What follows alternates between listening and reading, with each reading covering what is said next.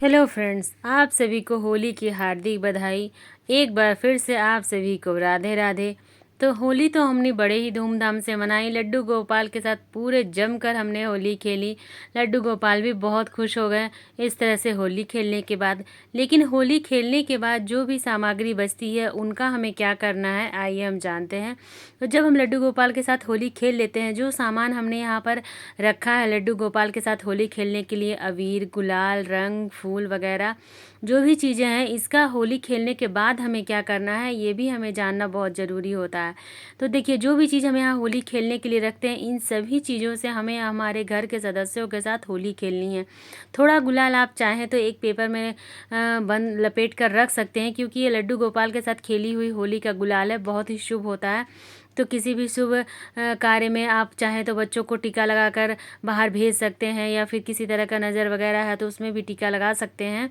लेकिन जब हम होली खेल लेते हैं और जो गुलाल बचती है और जो अबीर, रंग, जैसे हमने लड्डू गोपाल को स्नान कराया, जल है, तो जो भी चीज़ें हमने इसमें लड्डू गोपाल के साथ होली खेलने में यूज़ किया, उन सभी चीज़ों को हम अपने घर के छोटे बच्चों को या फिर बड़े सदस्य जो भी हैं, इसी से हम होली खेलेंगे। तो इन सभी चीज़ों को आपको होली खेलने में यूज़ करना है, भगवान का प्रसाद समझ के। जैसे हम पंचामृत को चाय या दूध बनाकर यूज़ करते हैं, जो भी हमने पंचामृत से वैसे ही हम ब्रज में जब होली खेली जाती है तो उन्हीं गुलाल से, उन्हीं रंगों से सभी लोग होली खेलते हैं। तो इस तरह से हम भी जब लड्डू गोपाल को होली खिलाएंगे ना, तो जो अबीर, गुलाल बच जाएंगे, इससे हम अपने घर के सदस्यों के साथ होली खेलेंगे। इन सब चीज़ों को आप कहीं भी ऐसे ही ना फेंकें।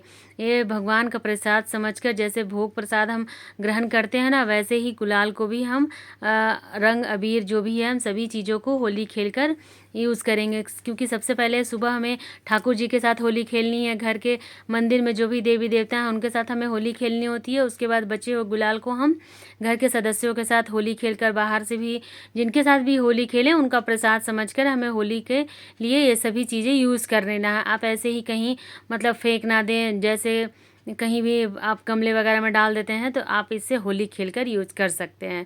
तो इस तरह से हम अपने ठाकुर जी के साथ जब होली खेलते हैं तो बची हुई चीज़ों का बहुत ही प्रेम पूर्वक प्रसाद स्वरूप उन सभी चीज़ों को हम ग्रहण करते हैं। भोग प्रसाद जैसे ग्रहण करते हैं, वैसे हम इन सब चीज़ों को भी अपने होली के त्यौहार में शामिल करेंगे और लड्डू गोपाल के साथ खेली हुई होली का हम बहुत ही अच्छे से आनंद उठाएंगे। तो इस तरह से हम बचे हुए सामान का होली पर, जो हमने लड्डू गोपाल के साथ होली खेली है, रंग, गुलाल, अबीर का क्या करना है, मैंने आपको बहुत ही आसानी से बताया।